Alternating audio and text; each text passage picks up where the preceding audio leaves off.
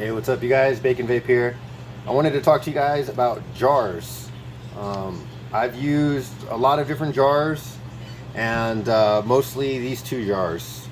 Miron jars, shout out to Sticker Plug, and then calyx jars, both white, clear, and black, different configurations, with the insert and without.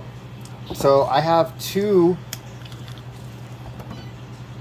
equal amounts of Hambone Gardens, well, cultivated by Hambone and processed by me, Point Break. This is 73 through 119 micron. And I have the same thing here. Both equally pressed at the same time, from the same batch, same amount, processed and packaged at the same time. And this black calyx jar, as you can see, is a matte black, and it's spray painted on, so you can see the actual spray splatter, which is very unprofessional looking. It's very messy looking. It's kind of a big oversight in my opinion. And then you have the lids, and in my experience, 8 out of 10 lids will fit on perfectly all the way around every single time. Then you always get those fucking two. That one edge just doesn't pop all the way down, it feels like. And you question it. It doesn't go down any further. You try different lids. It's just awkward, you know? And then you also hear conflicting stories about whether or not you should use the liner for inside the lid. Now, in my experience, using that liner sometimes makes the seal not as tight between the container and the lid, and it's meant, from what I was told by a calyx representative, was to keep the lids clean in transport so that you don't have to worry about crap being on your lid, like dust and whatnot. So I remove them if I purchase them. Usually I don't even purchase them, I just blow out the lid with some compressed air.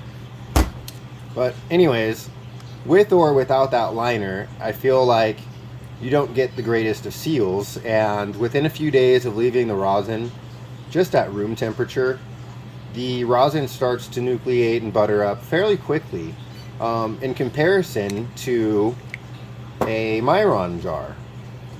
The miron jars, excuse me,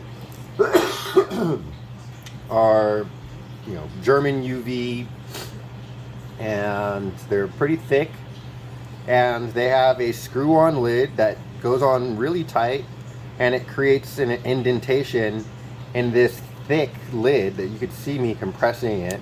It's pretty thick, and so it actually creates a really good seal. And I feel like when using these jars, I have much less issues with the rosin drying out, whether it be sitting on my desk, or while I'm traveling, in transport, what have you. The rosin typically stays a lot better consistency overall, and seems like it has a much better shelf life in comparison to the calyx jars. Now, before anybody says, oh, I'm getting paid for this, no, this is not a paid promotion. I just recently paid for 1,000 of these calyx jars, and I was very disappointed, and kind of overall, just the paint job really is ass. But the lid issue on some of the jars is also a problem, and I noticed that depending on whether or not you get clear jars and white lids like the OG setups, or the fitment just kind of is different. So it just kind of annoys me, and I don't think I'll be using the calyx jars for any further batches after what I have left. But I'm going to do a test. I'm going to leave both of these jars sealed to the best of their ability to be sealed. So nothing crazy on the miron jar, you know what I'm saying? That's it. I'm not going to put a pipe wrench on it. And you can see the calyx jar was sealed completely. I'll pop it down again so that you guys can hear it and see it. So I'll set it on evenly. And okay, Now I'm not going to open these other than once a day. I'll set an alarm on my phone and I will take a video opening the jars one at a time and displaying them next to each other. I will not disturb the rosin whatsoever, and we will leave them side by side. Whatever the temperature is in the room just will be the temperature. It won't be getting data logged or anything like that. We're just going to watch day after day what happens with these two jars and see which one maintains the freshest, moistest, wettest consistency for the longest time. All right, here's the clash head to head. Let's go.